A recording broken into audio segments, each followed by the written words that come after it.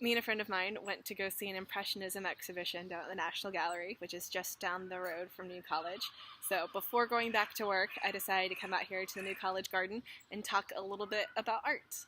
Part of what makes art that is depicting nature so fantastic is it does a better job than a camera does. What I mean is you can get a sense of what is happening out in a scene. You can get an impression of what that is much better from a painting than you can from a picture. Art can capture the sense of what our eyes are seeing much better than a picture can.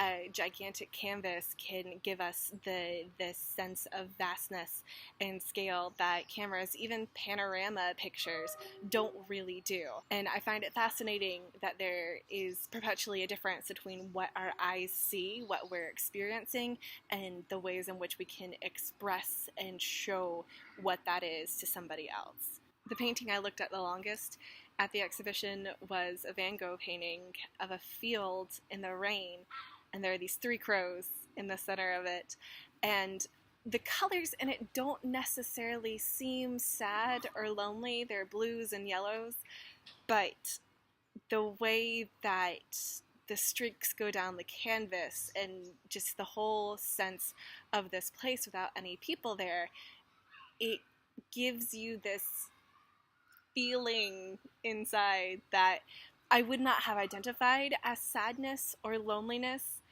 until reading what Van Gogh said about it. But there was still something there. It was this unidentifiable gut feeling that this painting evoked. There are a lot of things in life that can make you feel things, but I forget how frequently art can get into that part of you. For the second half of the video, I want to talk about another amazing thing that humans can do, which is the Olympic Games.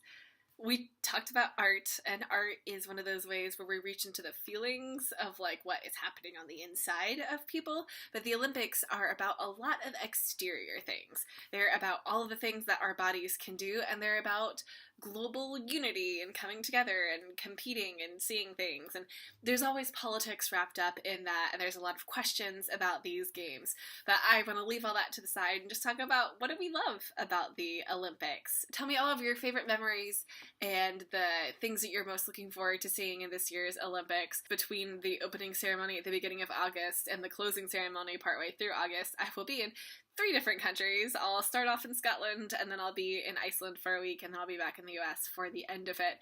So I'll be tracking things. I tend to watch the swimming events since I was a swimmer in high school, and I mean, that's all I really care for in the Summer Olympics. Outside of that, there are some amazing feats of skill that are performed in the Olympics, but I'm also happy to just see those on a highlight reel.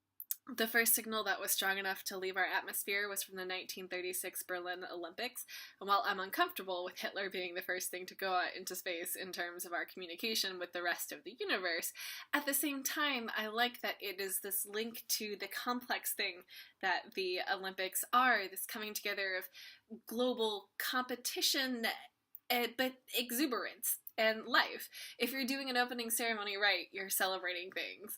Or a closing ceremony, like Canada's Vancouver Olympics. Their closing ceremony is a thing of beauty, and I recommend you all watch it. I'm going to put a link in the description. I've loved seeing all of your thoughts about art in the past week, and I hope to hear all of your fantastic thoughts about the Olympics and what we're looking forward to in the coming months, and I'll see you soon. I got a little Van Gogh friend, and I think we're going to go on adventures together, and I'm so excited.